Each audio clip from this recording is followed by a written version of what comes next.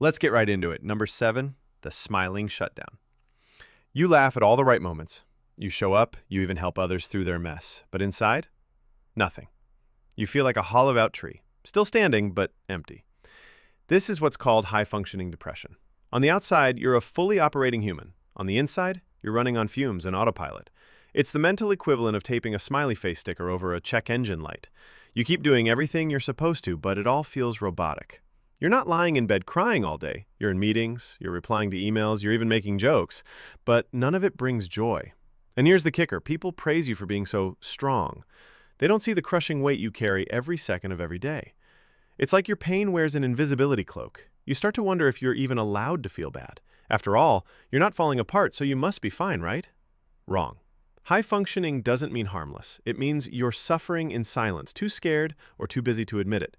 You don't ask for help because you think you haven't earned it. You're not bad enough. But burnout isn't a badge of honor. It's your brain waving a red flag while your mouth says, "I'm fine." Number 6, emotional amnesia. Ever find yourself reacting way too strongly to something minor, and later you can't even explain why it hit so hard? Someone gives you a weird look, and suddenly your chest tightens like you just got dumped in public. Or your friend cancels plans, and your whole day feels ruined. This isn't being dramatic. This is emotional flashback territory. Unlike a normal memory, emotional flashbacks don't come with visuals. There's no scene replay like a movie, just the emotions, panic, shame, fear, and they hit like a freight train. One sarcastic comment from a coworker, and your body thinks you're 7 years old again, getting scolded in front of the class. Except you're not 7, you're just trying to finish a spreadsheet. This happens a lot to people with complex trauma. The brain stores emotional patterns without context, so you don't remember what happened, but your nervous system sure does. Your body feels unsafe, and you don't even know why. It's like your brain pulls a fire alarm with no smoke. Your coworkers are confused, you're confused, and then you start judging yourself for being so sensitive. But here's the truth. Your brain isn't broken. It's trying to protect you using old survival maps. The problem? You're not in the jungle anymore. You're in a Zoom call. Number 5, the rage switch. Ever go from calm to furious in 0.5 seconds over something ridiculously small? Like your partner left crumbs on the counter and suddenly you're reenacting an apocalypse in your kitchen. Or someone breathes wrong and your internal monologue becomes a WWE announcer. Welcome to emotional dysregulation. It's not just moodiness, it's your brain throwing the emergency brake when it really needed a tap on the shoulder. People who experience this aren't looking for drama. Their brains just skip the intermediate steps of emotion like a broken elevator. No floor 3, 4, or 5, just straight to the top. This can happen from trauma, ADHD, BPD, or just years of suppressing feelings until they explode like a shaken soda can. One moment you're holding it in, trying to be polite. The next, full emotional detonation. It's not that the reaction is fake, it's that it's out of order. A 1-inch paper cut and your brain reacts like it lost a limb. People often label this as overreacting, but it's not that simple. You're not reacting too much, you're reacting too fast, without warning. And afterward, regret, embarrassment, exhaustion. You replay the moment over and over, hating yourself for it. But you didn't choose this, your brain did, and it probably thought it was protecting you from a crumb. Number 4, the invisible leash. Ever turn down something fun because you're already convinced it'll go wrong? Like someone invites you to a party and instead of excitement, your brain starts writing the obituary for your social life. You'll say something weird, no one will walk to you, you'll die alone. That's not just pessimism, that's anticipatory anxiety. It's like your brain wants to beat the future to the punch. It tries to outsmart every possible embarrassment, mistake, or awkward moment by playing it in your head, on loop, until the idea of leaving your room feels like skydiving with a parachute made of anxiety. So, you cancel plans, or you agree to go and then feel sick the whole day.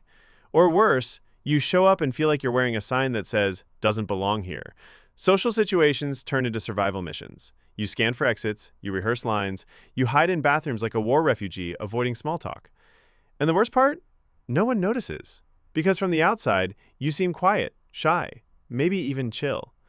But inside, it's DEFCON 1. Your brain is on fire and everyone else is just passing chips and laughing about nothing. This kind of anxiety doesn't shout, it whispers. It tells you you're safer staying small, silent, and invisible. It convinces you that discomfort is danger, that fun is risky, that connection is a trap. And slowly it shrinks your world until you forget what freedom even felt like. Number 3, self-care sabotage. Ever finally get time to rest and then feel guilty the entire time? Like you lie down to relax and your brain's like, wow, must be nice to waste your life. Or you cancel one plan and suddenly your inner critic is screaming about how you're a lazy, flaky, unlovable gremlin. This isn't just guilt. This is internalized productivity culture mixing with low self-worth to create a guilt smoothie that tastes like burnout. Your brain has been programmed to believe that rest must be earned, and if you're not constantly achieving something, you're failing at life. So even when you're exhausted, you keep pushing. You say yes when you mean no, you stay late, you overcommit. Because saying I need a break feels selfish, like you're letting everyone down, like you're not enough unless you're doing something. People with this mindset often grew up being praised only for what they did, not who they were. So now, their value feels conditional. If you're not productive, you don't matter. That belief is poison. It turns basic human needs like rest, boundaries, and joy into liabilities. But here's the truth. You don't need to earn rest. You don't need to prove your worth by bleeding yourself dry. You are not a machine. You are not your output. And rest isn't a reward, it's a right. Number 2, the Shapeshifter Syndrome. You're a master of adaptation. You can become whoever you need to be in every room you enter. With your family, you're the peacekeeper. At work, the overachiever. With friends, the entertainer. You read people like a book and rewrite yourself to match every chapter. But here's the hidden cost. When you shapeshift for everyone else, you forget who you actually are. This is the trauma response nobody talks about. It's called fawning, when your survival depends on pleasing, appeasing, and disappearing into other people's needs. Somewhere along the way, your brain decided that the safest thing to be was whoever they needed you to be. Not because you're fake, but because it didn't feel safe to be you. And now, even silence feels like rejection. You crave validation the way starving people crave food. You second-guess every word you say. You rehearse conversations in your head like a play you'll never star in. You're exhausted, not because you're weak, but because wearing masks all day is work. And the scariest part, when someone finally asks, "What do you want?" you don't even know. Because you've spent so long surviving as someone else, you forgot how to simply exist as yourself. And finally, number 1, the haunting silence. You don't cry, you don't scream, you just feel nothing. Like you're a background character in your own life. You go through the motions, but the world feels distant, like you're watching it through thick glass. This is emotional numbness, and it's not peace. It's self-preservation gone too far. Your brain didn't shut down because you're broken. It shut down because it's tired of being on fire. When the system overloads, the fuse blows. That numbness, it's the body's emergency brake, a last-ditch effort to stop you from collapsing under the weight of everything you've been carrying. You don't feel sadness because your brain thinks it'll drown you. You don't feel joy because it's not sure you can trust it. You're not dead inside. You're in lockdown. And the worst part, you start convincing yourself this is just who you are now. Cold, detached, empty. But it's not true. You are not broken. You are buried under layers of defense mechanisms that once kept you safe, but now keep you from living. You've been surviving in a storm so long that silence feels suspicious. Rest feels wrong. Happiness feels like a setup. But here's the thing no one tells you. If you're numb, it means your soul still cares enough to hide.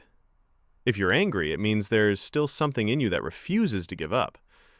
If you're anxious, it means your body still believes you're worth protecting. And if you made it this far, if you listened to all this and thought, "Oh God, that's me," then let me say this loud and clear. You are not too broken. You are not too late. You are not unworthy. You are waking up.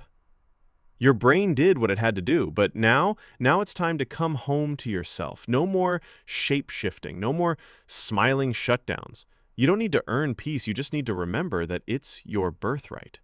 So stop asking, "What's wrong with me?" Start asking, "What happened to me?"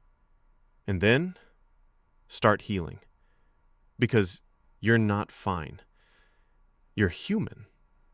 And that's more than enough.